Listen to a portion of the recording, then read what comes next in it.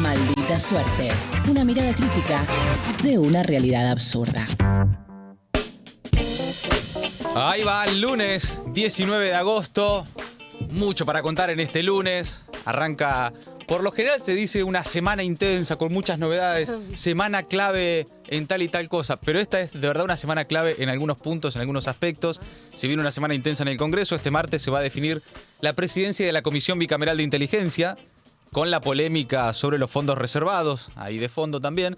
El miércoles se expone uno de los candidatos a integrar la Corte Suprema de Justicia, el magistrado federal Ariel Lijo. Y el jueves se va a decidir en el recinto del Senado el destino del proyecto que mejora las jubilaciones y al que se opone el oficialismo y Milei prometió vetar. Mientras el gobierno en su batalla cultural permanente reivindica el Día del Niño con un mensaje en sus redes sociales contra los que promueven supuestamente una ideología de género, pero después en la vida real los fondos nacionales destinados a las políticas para las niñas y los niños son un 18% menos en términos reales que en 2023. Más niños pobres y menos fondos para esos niños. Así que mucha batalla cultural, pero ahora te cuento esos datos. Mientras tanto, también conflicto universitario, nueva semana con paros, se palpita otra marcha nacional. Hay nuevos spots de la UBA para reclamar salarios dignos, esos spots que tanto dieron que hablar. ¿Hay gente ofendida ya por los... Y seguro, siempre hay algún ofendido. Excelente. Por los amigos libertarios de Astiz también hay novedades. El gobierno tiene 48 horas para explicar cómo va a resguardar los archivos de la CONADI y otras novedades sobre la visita de los diputados libertarios al penal de Ezeiza. Últimas novedades también del escándalo Fernández y la denuncia de Fabiola Yáñez. Y un paso por el mundo, todo eso en este resumen que arranca mientras ustedes le dejan un like y un comentario para agitar el algoritmo. Arrancamos a resumir. Infancias cada vez más pobres. Los fondos nacionales destinados a políticas para las niñas y los niños son un 18% menos en términos reales que en 2023. En la comparación de junio del año pasado a junio de 2024 se observan recortes del 29% en las políticas alimentarias, recortes del 31% en programas educativos y recortes del 50% en salud.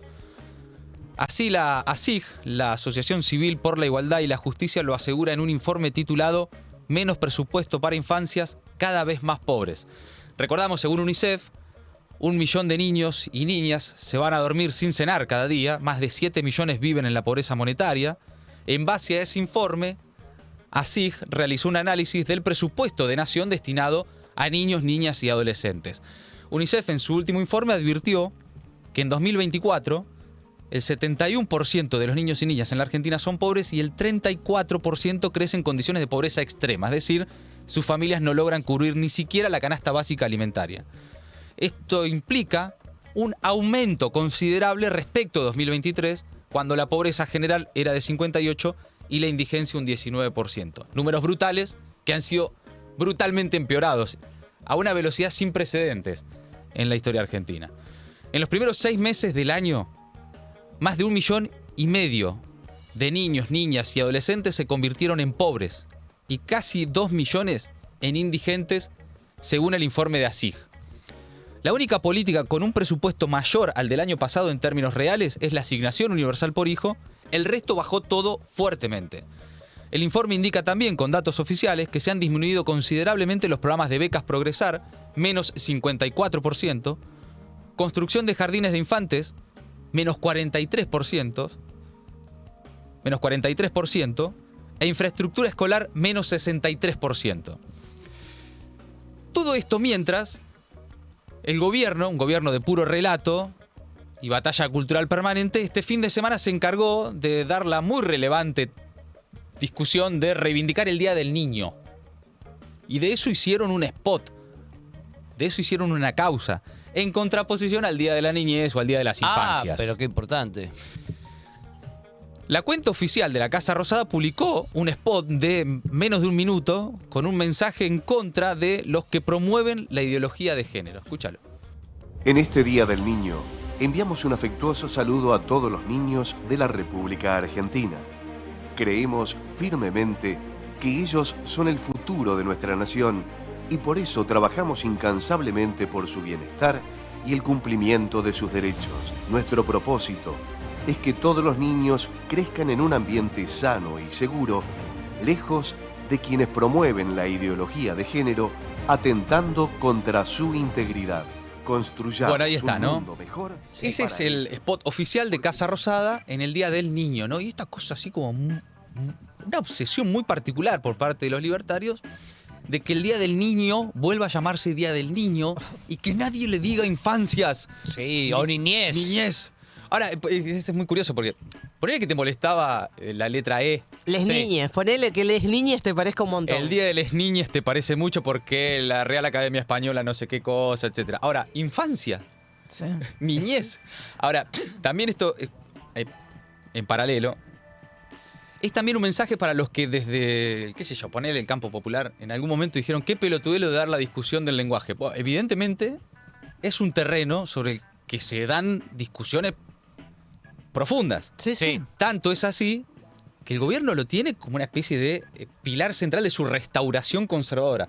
Ah, ustedes hablaban con la E. O sea, era una boludez hablar con la E. Te decían los libertarios incluso. Sí. ¿Qué boludez esto hablar con la E? Y lo primero que hacen es venir y reivindicar el Día del Niño. Sí, Así es parte con de O. su batalla cultural, claramente. Profundamente. Sí, Sí, sí, es sí. un pilar. Y se viene la del 12 de octubre. Uy, Oh, sí. Ahora El Día de la vean, Hispanidad. o sea, devuelve la del... No te metas con mi patria, va a decir Ramiro Sí, Marra. por favor. Seguramente, El 12 de y en las octubre. redes estuvieron dando la discusión, sus espadas más importantes en las redes sociales, a cada alguno que veían ahí que se le podía discutir infancias y no Sí. sé qué, ¡pa! Ahí, todo, ¿Qué te pasa, progre? ¿De dónde saliste? Claro. Sos estúpido y esas cosas. Bueno, en fin. Más allá de la obsesión con la ideología de género y todos esos fantasmas imaginarios de los libertarios y la derecha radical en el mundo, porque es parte de una misma agenda, lo cierto es que difícilmente puedan garantizar un futuro mejor para esos niños, ponele niño, niña, niñe, infancia, niñez, como quieras, mientras ajustás el presupuesto destinado a esos mismos pibes.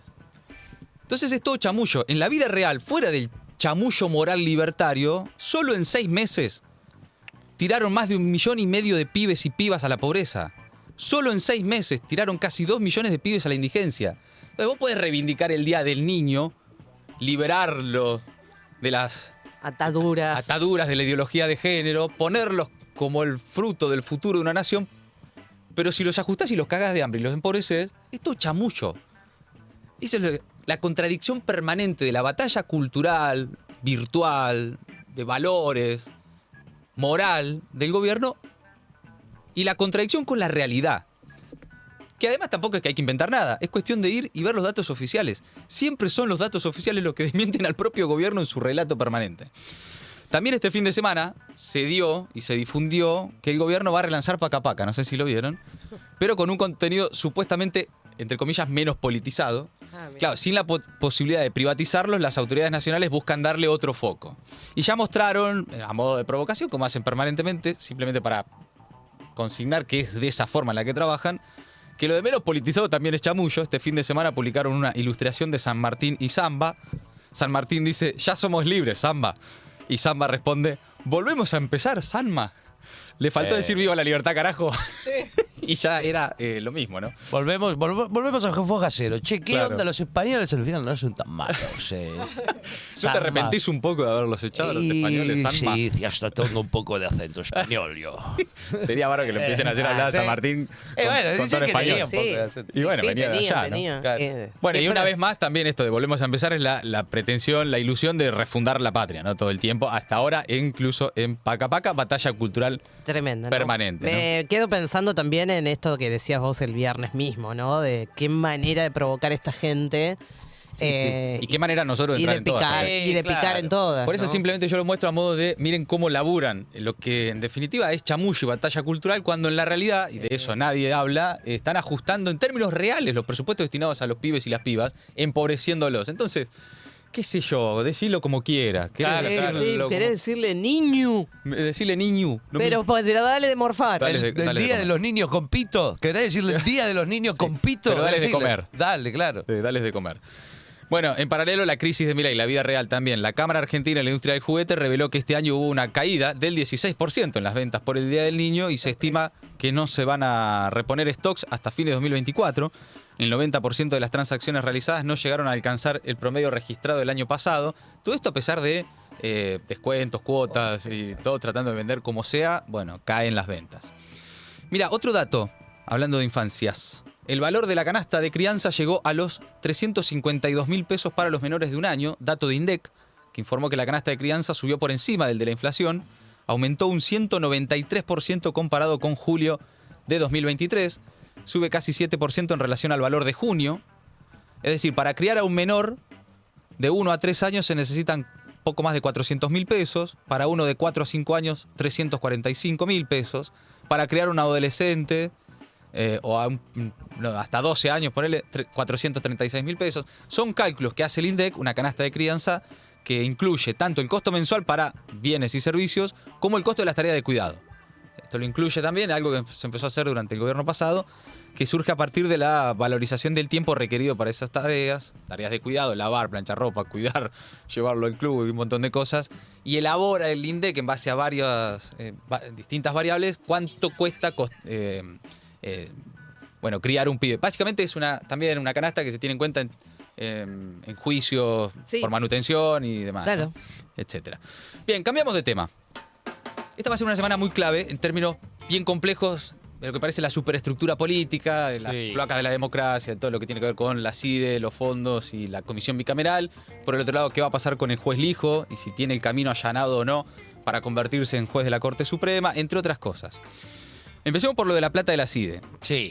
Que el tema de la guita que maneja la CIDE y la conformación de la bicameral va a ser un tema picante esta semana. Ya viene, y lo venimos contando acá, generando ruido, ¿no? Sí, la semana pasada la tiraron a la tribuna, no se trató. Exacto.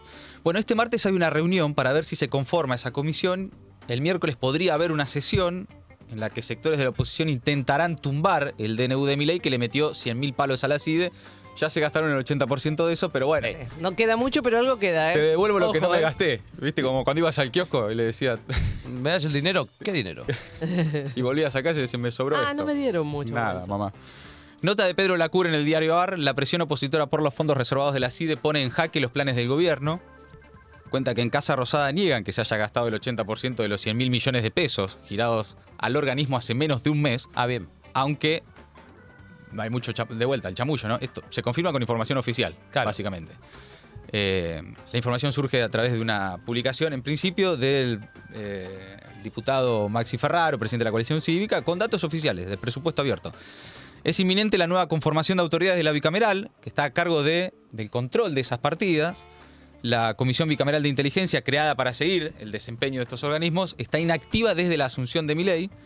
¿Quién va a quedar en la presidencia de esa comisión? Es el juego de roscas clave esta semana que se está dando por estas horas fuertemente.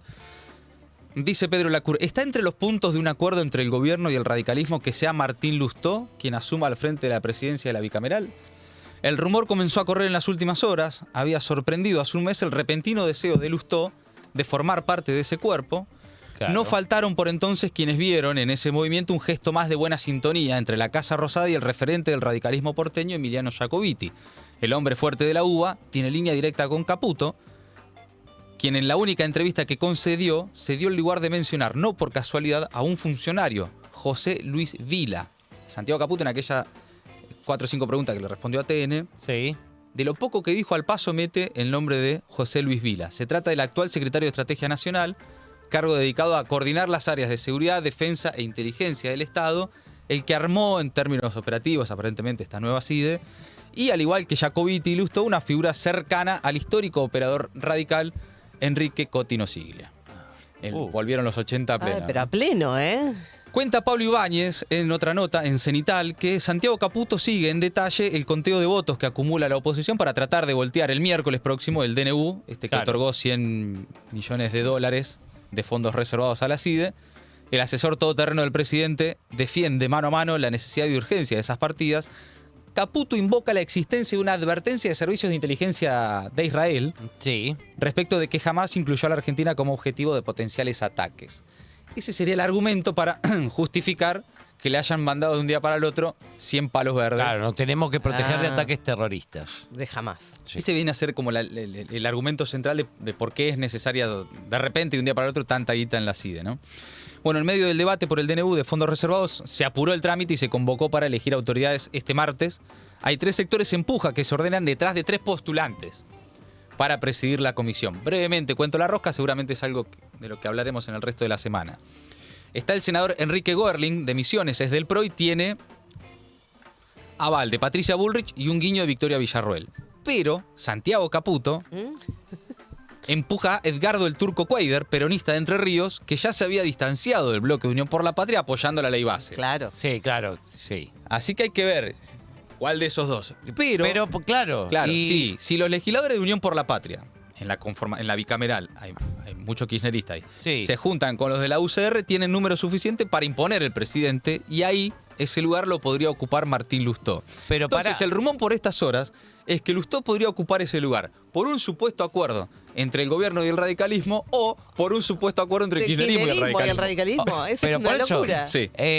Lustó gana siempre. En este caso, Es la perinola, Bueno, toma todo. Si queda en la presidencia, sí, después veremos cómo termina, ¿no? Pero claro, el tema también es si queda la presidencia Lustó y quién lo vota. Sería. Claro, ¿quién ¿Con qué voto llega ¿Con a qué esa voto llega a la presidencia? presidencia? O sea, y ahí ves cuál es el acuerdo. El tema es, claro, el ¿Y si tema lo es... votan todos? Y si es unánime, No. Lustó es el mejor argentino vivo. Vamos No- a no creo tener, que o sea, suceda. muchas hipótesis Sí. de cómo leer eso, si es que Lustó gana, Sí, y por eso. nunca vamos a terminar de saber mucho la verdad. Yo acá cuento lo que, sobre todo lo que están con esa rosca fina, están señalando la información que existe y después veremos, una vez conformada y confirmados los nombres, cómo sucedió. Bien. Pero es un tema, esto que parece lejano, no es como de la superestructura de la política o de las cuestiones más de la suciedad, de las cloacas de la democracia, como se le dicen a los servicios, pero tiene un impacto real en la vida cotidiana de todos nosotros, sobre todo si es que esos fondos, por ejemplo, estuvieran destinados a saturar permanentemente a través de redes sociales, periodistas, medios y demás, la discusión pública, ¿no? En la sesión de la semana pasada, Germán Martínez, el jefe del bloque Unión por la Patria, dijo que hay un funcionario que tiene 100 palitos verdes para hacer travesuras al que ustedes llaman Santi.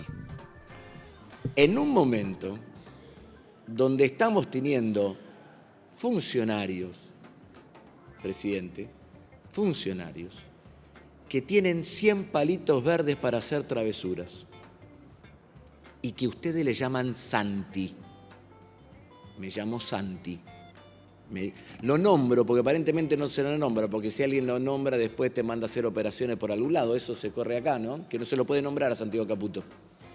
¿No? No se lo puede nombrar, es un ángel guardián de la fuerza del cielo, donde todo el mundo le rinde pleitesías por la capacidad de carpetazos apalancados en gastos reservados. Quiero aclarar algo. Uno puede suponer, especular y demás. Acá está el jefe del bloque de Unión por la Patria en la Cámara de Diputados diciendo lo que está diciendo y ustedes acaban de escuchar. Esto es una denuncia ya institucional, política, ¿no? De qué está sucediendo con Santi y toda esa guita, ¿no? No es el único. Otro que está muy atento a este tema, con una discusión, con una agenda intensa sobre este tema, es Nicolás Massot. Sí. Dijo que le parece un poco excesiva la suba del presupuesto para la CIDE, pidió que expliquen qué es y se mostró a favor de la disolución y la reingeniería de los servicios de inteligencia. Eso ya como una discusión en general, ¿no? También lo plantean algunos sectores que hay que discutir el sistema de inteligencia, cosa que es. Bueno, sí. Siempre quieren discutir los que están en la oposición, nunca los que están en el gobierno, ¿no? Está claro. Bueno, salvo cuando lo asumió Alberto, ¿no? Que fue como Sí. su discurso de apertura fue uno de los principales temas. Sí, y.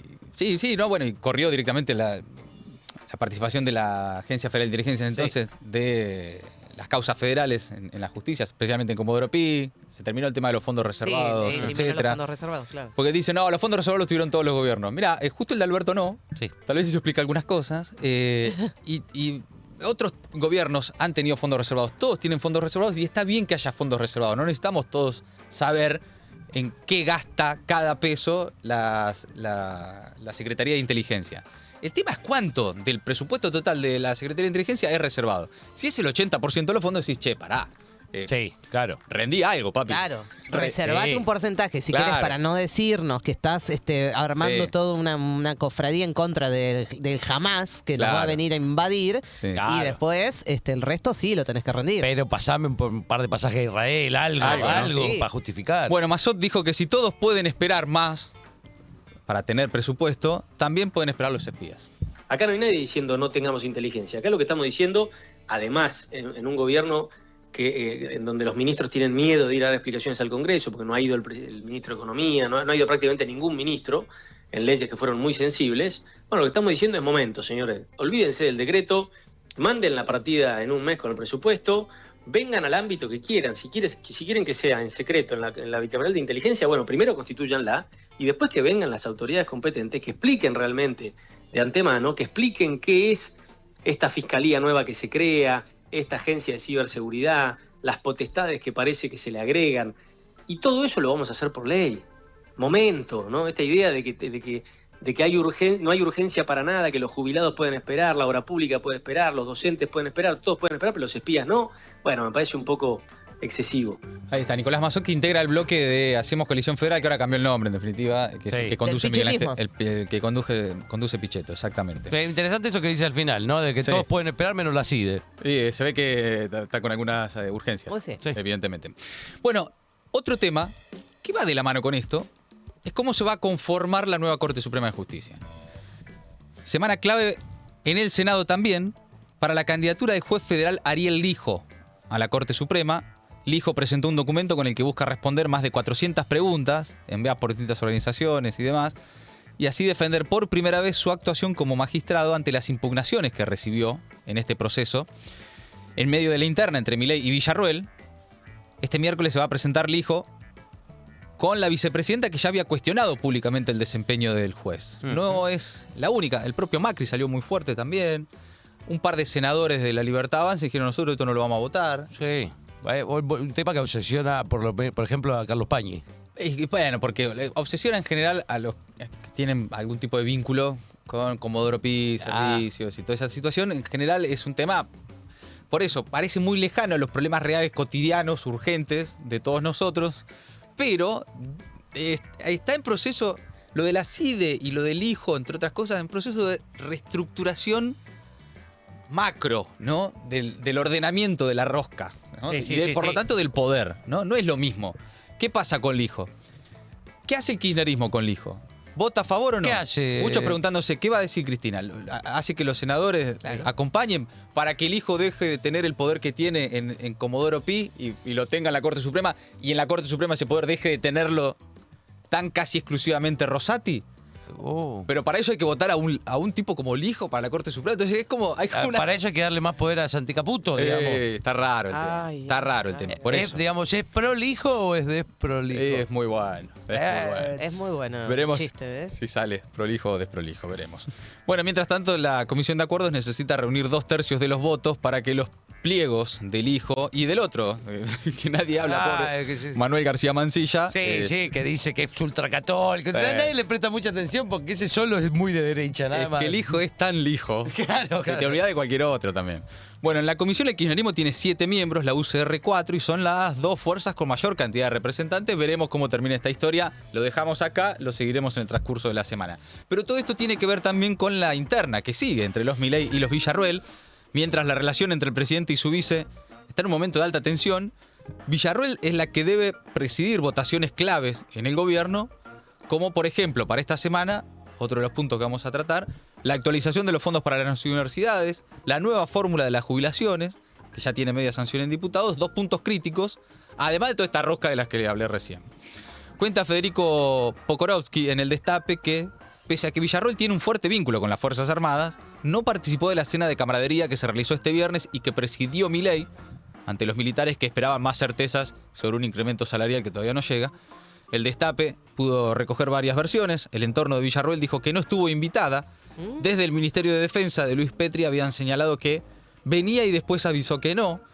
Desde la Casa Rosada especularon en un principio en que no habrá querido ir, pero aclararon horas más tarde que los que no la invitaron fueron los del Ministerio de Defensa. Arreglate la voz, Petri. Claro. O sea, Petri. Habla con Petri, que estaba a cargo de la organización. Desde el entorno de la vicepresidenta aseguraron que ella quería estar presente, pero que no fue incluida en el acto. Claro, en la cena de camaradería de las Fuerzas Armadas. Está todo mal, ¿Cómo no la vas a invitar a Victoria Villarroel?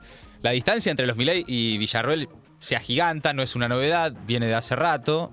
Pero en este momento, además, justo en una semana clave en el Senado para temas muy sensibles para el gobierno que tiene que muñequear políticamente la vice, ¿no? Habló esta mañana acá en RE el senador libertario Francisco Paoltroni, uno de los que, entre otras cosas, dijo que él la votación del Hijo no la acompaña, medio vinculado a Villarroel, dijo que todas estas internas básicamente no ayudan para nada.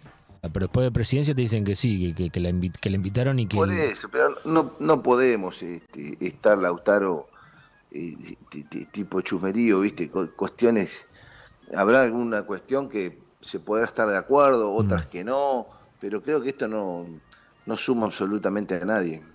Y sobre el episodio anterior, ¿qué visión tiene usted sobre el tuit y los enojos que generó dentro del gobierno?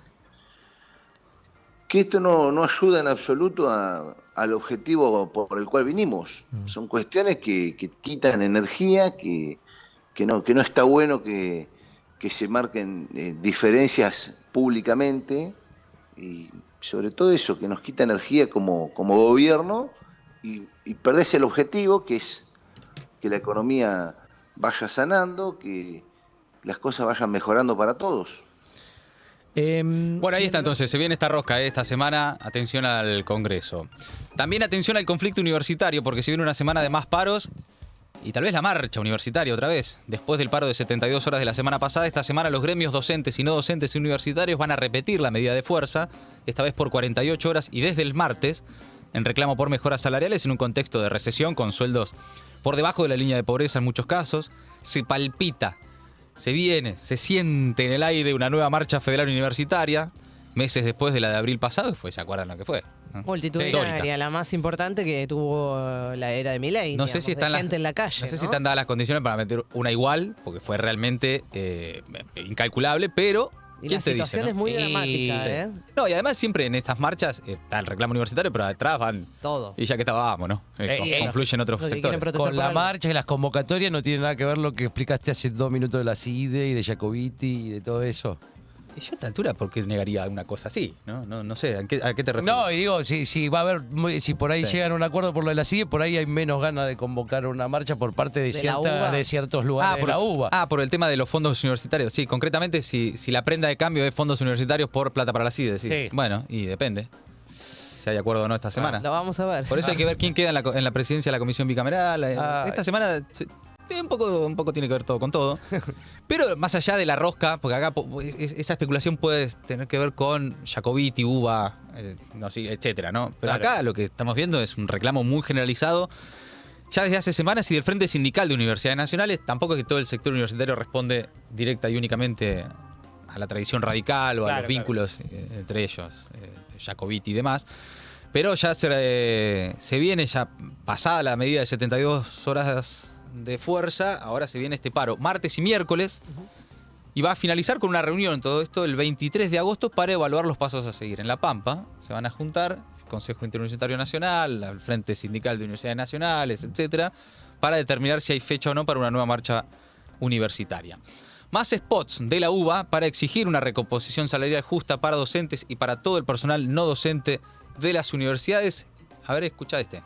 Es un canal que tenemos en la muñeca por el que pasan los tendones flexores y el nervio mediano. Tiene que ver con la presión que ejerces sobre el manubrio.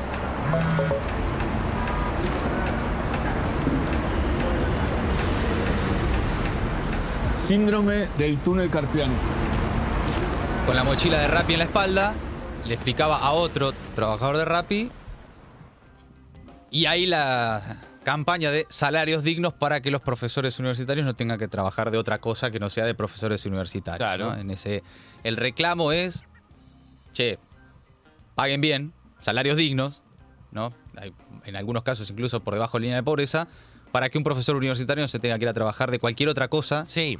Porque el Estado ajusta en su salario, ¿no? Sí. Además, el otro día hablaba de esto, que es la misma gente que por ahí si va de vacaciones a Cuba y dice, no, Cuba es un desastre porque hay arquitectos manejando taxis. Sí. Y es exactamente lo que están reivindicando en este caso. Dice, no, pero porque que trabajar de Rappi está mal. Claro. No, el problema es que un tipo que estudió para otra cosa esté haciendo eso. Bueno, pero ahí hay que, para eso, el esfuerzo permanente de no caer en el desvío de la discusión. Acá lo que estamos hablando es que el Estado ajusta en los salarios de los profesores universitarios y que eso podría generar que muchos tengan que ir a trabajar de cualquier otra cosa para sobrevivir porque no pueden estar en las aulas, ¿no? Cuando por otro lado se llenan la boca diciendo que cómo se deterioró la calidad de la educación en la Argentina y que las universidades ya no son lo que eran antes. Y bueno, ahí tenemos Hay otro además de este, el último que se publicaba hasta ahora por parte de la UBA, en un kiosco sucede esta situación. Escucha. No todo lo que parece dulce lo es. La verdadera esencia de las cosas no reside en su apariencia sensorial, sino en una verdad más profunda y absoluta. Lo que percibís es solo una sombra, una imitación de la realidad auténtica. Platón, la alegoría de la caverna.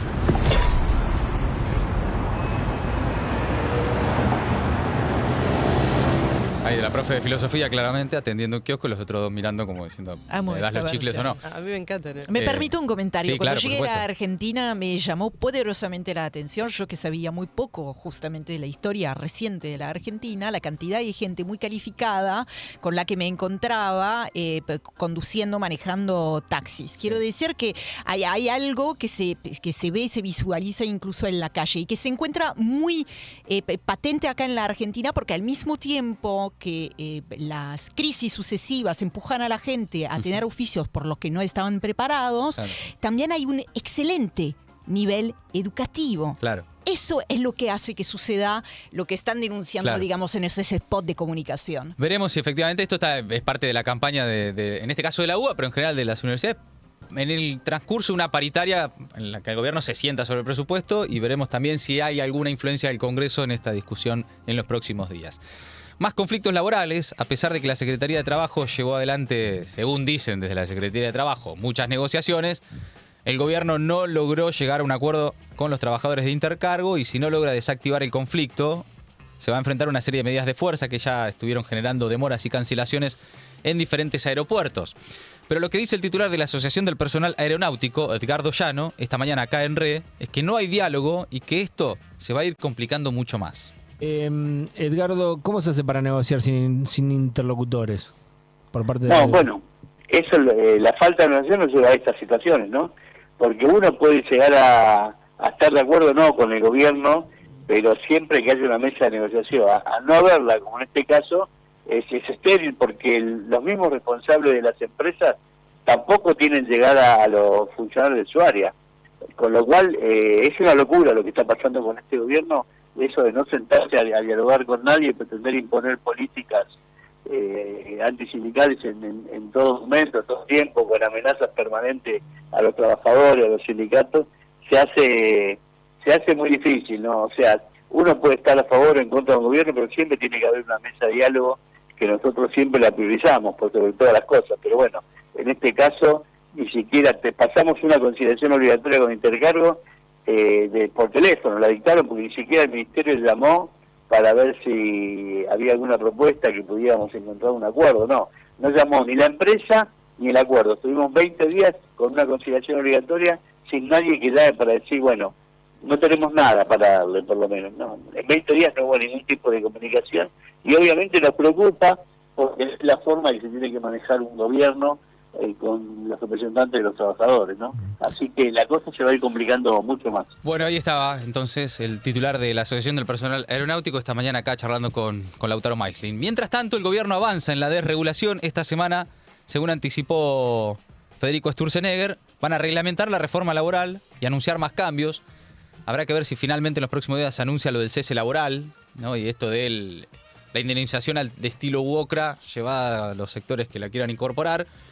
Según adelantó el ministro de Desregulación y Transformación del Estado, el Transformer, Federico Sturzenegger, que va por la tercera, luego de chocarla con De la Rúa y Macri, ahora integra el gobierno de Milei. Veremos qué novedades hay esta semana. Volvemos al tema de los amigos libertarios de Astiz. El gobierno tiene 48 horas para explicar cómo resguardará los archivos de la CONADI. La documentación sobre la búsqueda de los niños apropiados durante la dictadura estaba en poder de la Unidad Especial de Investigación, que fue disuelta el miércoles por un decreto de Milei, ¿se acuerdan? Esto lo contábamos acá la semana pasada. Bueno, el juez federal de La Plata, Ernesto Kreplak, le dio 48 horas al gobierno para que explique cómo va a resguardar la documentación que funcionaba dentro de la CONADI, la Comisión Nacional por el Derecho y la Identidad. La CONADI es el organismo del Poder Ejecutivo que se encarga de buscar a los bebés que fueron apropiados durante la dictadura. Fue creada en 1992 por impulso de Abuelas de Plaza de Mayo. Este domingo, Página 12 publicó una nota Estela, la presidenta de Abuelas, repudia la decisión del gobierno de eliminar esta unidad de investigación. Dice que la búsqueda de los nietos no se detiene y que los diputados que fueron a fotografiarse con los represores deben estar fuera del Congreso. Milei siente odio por los derechos humanos, es lo que dice Estela en esa nota que le hizo Luciana Bertoia para Página 12. También dijo: nosotras no tenemos odio ni revancha, simplemente necesidad de que lo que se consiguió en tantos años de lucha no se cierre, no se borre, no se transforme en otra cosa. Es lo que reclama la presidenta de Abuelas de Plaza de Mayo. En este contexto, Milei dice que hubo una campaña de desprestigio contra las Fuerzas Armadas. Javier Milei volvió a correr de la escena Victoria Villarruel, no participó de esta cena de camaradería con las Fuerzas Armadas, esta vez ahí, ¿no? Además, en el ámbito que más le duele a Villarruel, que no le incluyan en esa cena. La Casa Rosada, como contábamos, no invitó a la vicepresidenta a la entrega de sable. Toda una cuestión ahí con los oficiales superiores, todo el malestar del que hablábamos recién. Pero ahí el presidente aprovechó en su discurso, Milei, para recitar el libreto que la familia militar vinculada, no toda la familia militar, la familia militar vinculada a quienes han cometido delitos de lesa humanidad reclama desde hace rato, que es que hubo una campaña de desprestigio contra los militares, que es hora de dar vuelta a la página y que él quiere reconciliar a la política con las Fuerzas Armadas. Algo que objetivamente ya sucedió hace mucho tiempo. La reconciliación de la política con las Fuerzas Armadas, la relación de los gobiernos kirchneristas con las Fuerzas Armadas, más allá de tensiones que haya en distintos momentos, es cuestión de hablar con Jorge Tayana, es cuestión de hablar con Agustín Rossi. Ya era normal, era una relación en términos democráticos. Sí, me acuerdo que incluso se habría armado como esa frase hecha, digamos, las Fuerzas Armadas de la democracia, para referirse a eso, digamos, a la vuelta de página con respecto a la época más oscura. Por eso, todo esto dicho en el contexto en el que se pretende que los militares se involucren en tareas de seguridad interior, en que se pretende liberar a militares que han cometido delitos de lesa humanidad, parece más la justificación de eso que efectivamente un diagnóstico de cómo está la relación entre el Poder Ejecutivo y las Fuerzas Armadas. Bueno, siguiendo con el tema de la visita, por otro lado, habló el diputado Lisandro Almirón, libertario, aseguró que el bloque de La Libertad Avanza no tiene ningún proyecto respecto a los presos por delitos de lesa humanidad. Esto fue el viernes en Futurock. Yo, lo que vos me decís, me lo estoy enterando por vos. Desconozco si eso es cierto, si son declaraciones, si existe, si no existe. Lo material es lo que te llega a tu casa. Yo no tengo conocimiento de que hayan acciones judiciales, ni cédulas, ni expedientes, números, carátulas. Yo desconozco eso. Lisandro, ¿negás entonces que la libertad... Y hasta donde sé, tampoco se han manifestado en función de la materialidad de algún tipo de acción referida a este tema, hasta donde tengo conocimiento. ¿Negás entonces que la Libertad Avanza analice proyectos en torno a la situación de estos presos por delito de lesa humanidad? Absolutamente, yo no conozco ningún proyecto dentro del espacio que haga referencia hoy a este tema, digamos. Yo te puedo hablar de nuestra agenda está la gente. Bueno, está en diálogo con Flor Halfon y Nico Fiorentino. Una cosa es que no haya proyecto y otra cosa es que él no lo conozca, por cierto, para aclarar. Claro. Mientras tanto, los organismos de derechos humanos presentaron una nota al presidente del Consejo de la Magistratura, el juez supremo Horacio Rosati, también presidente de la magistratura, para reclamar que se investigue si Agustina Díaz Cordero, que es la vicepresidenta del órgano de selección y sanción de los magistrados, estuvo involucrada en la organización de la visita a represores en el penal de Seiza y en la elaboración de este proyecto de decreto para sacar a los genocidas de la cárcel. El nombre de la jueza y consejera fue mencionado en los chats del escándalo y figura en la denuncia penal que realizó por este tema la diputada libertaria Lourdes Arrieta, que participó del viaje, de la reunión con los genocidas, hasta estuvo en la foto, pero hizo una denuncia para que se investigue cómo se llegó hasta ahí. Sí. De confirmarse su participación en este caso, se va a pedir la expulsión de la vice del Consejo de la Magistratura. Hablando de gente que reivindica la dictadura, la vice Victoria Villarruel de repente se transformó en un personaje atractivo para algunos peronistas. Caso Guillermo Moreno, Sergio Berni, lo han dicho públicamente, ¿no? Que es peronista, que es una compañera, que la quieren en el equipo. Nacionalista, etc. Sobre esto habló Juan Grabois en una entrevista este domingo a la noche en Cenital con Iván Chergorowski y marcó su posición en este punto. Esta nueva versión de Villarroel escopada, voy a combatir ese planteo. Villarroel es una mierda total, porque es una mina que reivindica la tortura, la violación y la desaparición de personas. Que reivindica Astiz.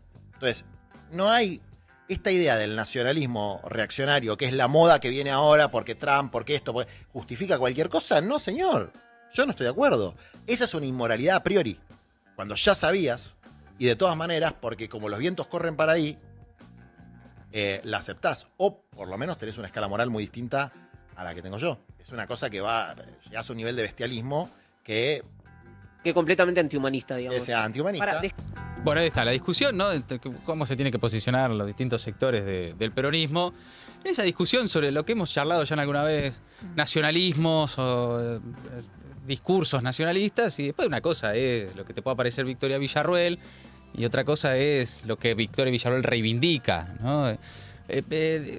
Incluso Mati, hace un par de semanas, la Inca hizo una columna muy interesante en relación a, digamos, toda la hojarasca que hay detrás de esa máscara de nacionalismo de Villarruel, que realmente es una cascarita, es una cáscara, raspás un poquitito y ahí abajo no hay nada. Bueno, veremos, y ¿no? que se lo están morfando, digamos, hay algunos compañeros que se la están morfando, digamos. Sí, también es como esta cosa de parecerse a la derecha para que la derecha te vote. No sé, es una cosa medio rara, pero bueno, esa era por lo menos la postura de Grabois en contraposición a la de... que es muy clara, algunos la quieren matizar, decir, no fue tan así. Lo de Moreno y lo de Bernie con Villarruel fue muy claro. Clarísimo. Y además más de una vez, digamos, no hay que escarbar demasiado. Pasamos al escándalo Fernández por último. Fabiola Yáñez aporta nuevas pruebas. La abogada de la ex primera dama va a realizar hoy una presentación ante la justicia. Esta semana van a declarar los primeros testigos ante el fiscal Ramiro González. También novedades esta semana en este caso. El Ministerio Público Fiscal debe investigar los 9 hechos atribuidos al expresidente, entre los que se encuentran maltratos, hostigamiento, desprecios, agresiones y golpes. El fiscal pidió precisión sobre algunas fechas y documentación de las atenciones y tratamientos médicos que recibió Yáñez para comprobar judicialmente esos hechos. Comodoro Pi no quiere alargar la causa. Por otro lado, Alberto Fernández presentó un escrito para que el caso deje de estar en manos del juez Julián Ercolini y que tramite en el Juzgado Federal de San Isidro, pero la abogada de Yáñez se opuso a este planteo. En los próximos días se espera la respuesta del fiscal sobre este punto, ver en qué fueron. Yo supongo que va a quedar en Comodoro Pi y Ercolini no la suelta por nada del mundo. Veremos. Mientras tanto, María Cantero, la ex secretaria histórica de Alberto Fernández, está citada a declarar como testigo este jueves. Se espera que hable sobre los chats en los que Fabiola Yáñez hacía referencia a los episodios de violencia y a las fotos que le envió de sus lesiones. Escuchen esto que cuentan en La Nación y que reproducen en las últimas horas en La Nación Más. Fabiola Yáñez dijo que extravió el teléfono que contenía las conversaciones con Fernández, pero que aportará capturas de pantalla. A ver. Extravió el teléfono. Eso declaró la justicia. Lo que le dijo al fiscal, según la información que hemos recopilado de alrededor de la defensa y también de la justicia, es que Fabiola Yáñez dijo que el teléfono que utilizó durante prácticamente toda la gestión de Alberto Fernández se perdió en la mudanza en Madrid. Cuando Fabiola y Alberto Fernández se van para España, se alojan en un departamento que después no es el que actualmente está Fabiola Yáñez. Ella se muda a Salamanca, a un departamento más chico.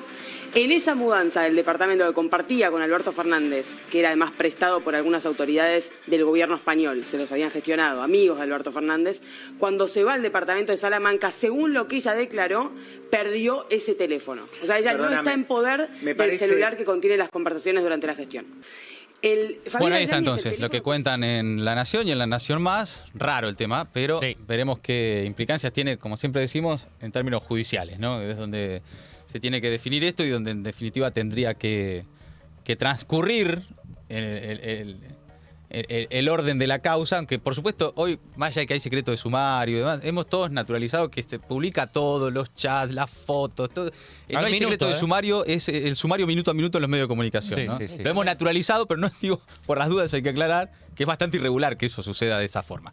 Bien, hasta ahí la Argentina. Últimas novedades de Venezuela, Ori. Así es, y antes de hablar de Venezuela, déjeme hacer un breve punteo de algunos de los asuntos candentes en esa agenda internacionales. Por ejemplo, en Estados Unidos se abre este lunes la convención demócrata que debería coronar a Kamala Harris como candidata a la presidencia. En Israel, otro punto muy candente, se encuentra el jefe de la diplomacia de Estados Unidos, Anthony Blinken, que en los últimos minutos, mientras estábamos al aire, consideró que las conversaciones que se están desarrollando podrían ser la última oportunidad para el regreso de los rehenes y el fin de la guerra en Gaza. Y finalmente, le agrego a ese punteo, Ucrania, donde se mueven las líneas del campo de batalla con una operación militar en suelo ruso que ya cumple más de 10 días, y de esto estaremos hablando en el transcurso de esta mañana. Ahora sí, Venezuela, las y los venezolanos volvieron a las calles este sábado, algunos en apoyo al gobierno de Nicolás Maduro, otros para reclamar, por el contrario, que se reconozca la victoria de Edmundo González Urrutia. Esas movilizaciones opositoras tuvieron réplicas en varios países con el objetivo de ejercer más presión, de darle volumen a ese reclamo opositor. Manifestaciones se han visto en México, en Colombia, acá mismo en la Argentina, también en España, solo para dar algunos ejemplos, ¿no? Como en la ciudad de Madrid, donde unas 15.000 personas se movilizaron. En el frente interno se debería conocer pronto, no se sabe cuándo precisamente, pero pronto, la sentencia del Tribunal Supremo Judicial, que está realizando el escrutinio, el peritaje del proceso electoral, y eso ha pedido Nicolás Maduro. Este es un dictamen que en el frente externo, aquellos países que están tratando de mediar una salida negociada, pacífica al conflicto, están esperando con ciertas ansias. Ya pasaron casi 20 días desde que las y los venezolanos fueron a las urnas. La crisis política e institucional que se desató entonces, por ahora no tiene visos de solución, así que arranca una nueva semana cargada de incertidumbre. Es de verdad que arranca una semana cargada, no es chamullo, esto es en serio. Para donde mirás, arranca una semana intensa, y acá vamos a estar siempre resumiéndolo en Maldita Suerte, en el resumen imposible. Maldita Suerte. Una mirada absurda de una realidad crítica. 12:02 la temperatura.